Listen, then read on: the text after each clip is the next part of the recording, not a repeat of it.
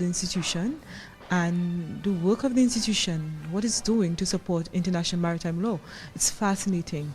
I think the program is very comprehensive, and one of the things which I especially like about IMLI is that it teaches international maritime law on a comparative basis. So you're not trained merely according to your jurisdiction, English, Canadian, American.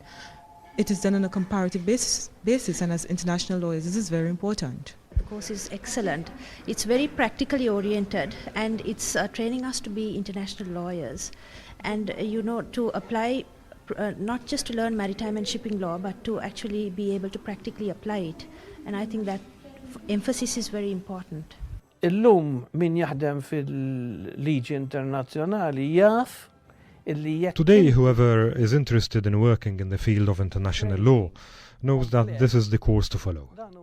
What I mean to say is, yes, there are famous universities, Dalhousie, Southampton, Tulane in America. Dalhousie, Southampton, Tulane l'Amerika. However, the crux of the matter is that when you study maritime law in, say, Dalhousie, you will be covering Canadian maritime law. Our course covers international law, which is relevant to all those lawyers who return to the countries to advise their respective governments about international law. That gives me pleasure. What strikes me most in all this process is how quickly these lawyers carve a niche for themselves when they return home. Today, among our 400 graduates, one of them is vice president in his country. Another is justice minister. There are about 5 attorneys general, and many others are ministers. Today, many of our graduates are themselves influencing the development of maritime law. Ħafna mill-gradwati tagħna qed jinfluwenza huma sa l-iżvilupp marittimu. As a professional, having graduated from here, I would be able to assist my government incorporate these conventions into our law so that they can have effect. At the moment, my country, I don't think, has a maritime policy. We have a fisheries policy, but not a maritime policy. So my experience here, because I work with the government, would help me to actually implement what I learn here to maybe formulate a maritime policy, perhaps for the first time. Extremely happy to learn that they are doing very well when they leave the institute. I'm extremely happy when in my traveling around the world I meet them and I see how well they are doing, what a great contribution they make to the enhancement of standards and quality in shipping worldwide. I welcome them most warmly when they come to IMO to represent their governments, and I'm very happy to see that from whatever they do in life, they promote the interests of the Institute and they promote the interests of IMO. Whenever I go to IMO, if there happens to be a meeting of the legal committee or a diplomatic conference, invariably run into IMLI students who are, some of them now at a very high level of representation of their states. Today we've got, so to say, a network of over 400 graduates who had once studied here, coming from over 112 countries. Can you imagine the extent of this network? In every important port in the world you can find a maritime lawyer who's been trained in Malta. A cursory look at the role of graduates who furthered their education at IMLI gives a clear indication of the enormous potential offered by this specialized course. In every intake for the past 20 years, there has also always been a small number of Maltese law students.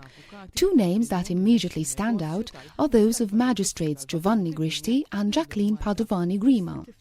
A number of other lawyers today run Malta's maritime registration, which prides itself on having the 5th largest ship register in the world. These are the Maltese students currently pursuing courses at IMLI thanks to sponsorships offered by the Maltese government. Maritime law had interested me ever since I had started studying law. And I had said to myself I really wish to read for a master's in maritime law. It's something more international here. You can interact with students of different nationalities, over 20 different ones this year. And speaking for myself, I've learned a lot from them culturally. IMLI offers something different to all other universities. What does it offer? It offers a course in international maritime law. ta' dritt marittimu internazzjonali. Bħala benefiċċji hemm ħafna. I can mention many advantages. First of all, in this course, we cover many different aspects of maritime law, both the public and private aspect. We can assist the private aspect from a business point of view. For example, the Malta Maritime Authority offers the international shipping community a ship register that straddles both public and private interests. You can attract more ships to fly the Malta flag.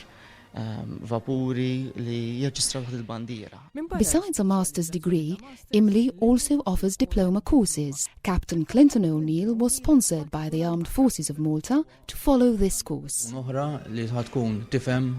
An advantage is that the armed forces would have within its ranks another individual who is knowledgeable, let me not say an expert, because at the end of the day I'm not a lawyer. However, it obviously helps because you can understand and plan operations that respect the maritime law framework. We carry out many operations against illegal activities, against human trafficking, against drugs, surveillance operations at sea, search and rescue operations. These are the kind of operations I'm referring to. Search and rescue. Currently, IMLI's most remarkable student is perhaps Norman Martinez. This is his story. Originally, I'm from Honduras, and I was nominated by the government to come and study at IMLI 11 years ago. I came to Malta as a new experience, not knowing what to expect, and I found the most wonderful experience of all. I found a great number of colleagues, a fantastic institution from which I reaped all the academic benefits, but perhaps equally more important, I met my wife in Malta.